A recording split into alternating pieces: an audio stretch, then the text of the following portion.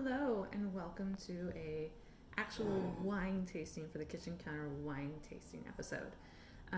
Today I will be busting out a local Maryland wine from Catoctin Breeze Vineyard.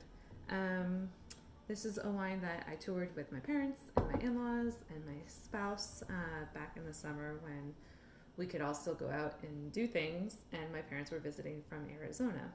So this is a merlot, and it's a 2015 merlot. It's all sold out, so this is the last bottle I will ever get. It is. I remember really, really enjoying it. It kind of made my knees weak a little bit when I tasted it in the vineyards. But if you ever tasted anything in a vineyard, you might remember that things always taste better in the vineyard, and when then you taste them again later, nostalgia comes back, but sometimes there's that, but it tasted so much better there. And maybe it's just that longing to be there.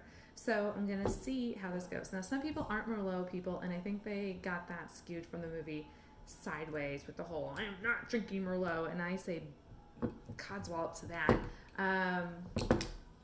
I love Merlot. It is usually, it just, you never know what to expect sometimes from it.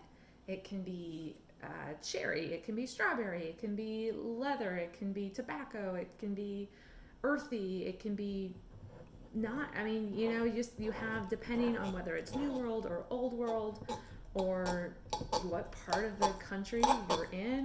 Was it a good season for rain? What's going with it? What is it blended with? A lot of them are blended with a Cabernet Sauvignon.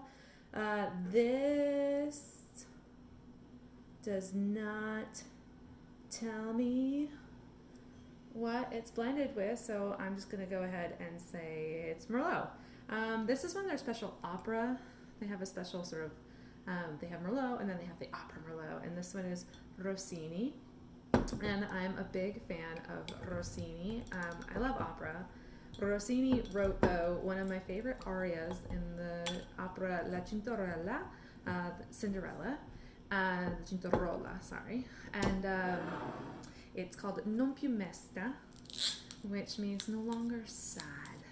And it's just wonderful and happy, and it's when Cinderella is at the end, and she gets chosen, and she's free from her evil stepsisters. And if you ever get a chance to look up Cecilia Bartoli singing Non più mesta, she is a treasure. Please do that. Oh, wow. So, sometimes I said there's tobacco. Oh, that is rich, and fig, even on the cork. Now, the cork might have something, but I'm smelling fig on the cork.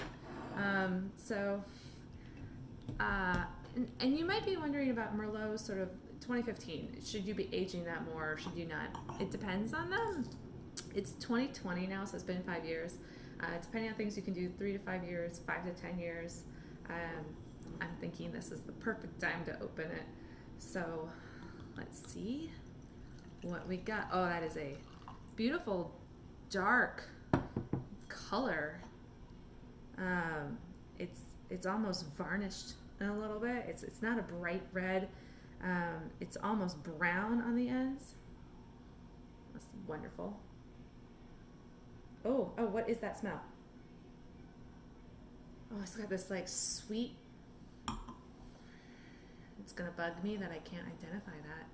It's like I would know it.